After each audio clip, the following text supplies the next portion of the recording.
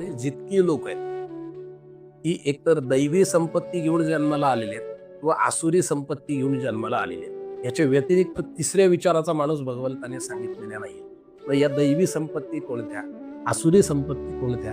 तर दैवी संपत्ती भगवान सांगतात, अहिंसा सत्यम क्रोधस्त्याग शांतिरपैशुरम दयाभूतेष्वलोलुत्तम मार्दवम ह्रीर चापलम. आणि याच्या पहिला श्लोक अभयम सत्व संशुद्धी.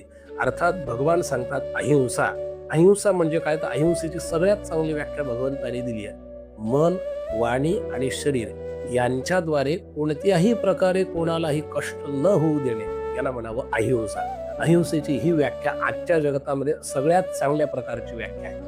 भूतेषु दया, लोकांवरती सगळ्यांवरती सारखी दया करणं. मार्दव म्हणजे कोमलता. आणि सगळ्यात महत्वाचं रीही.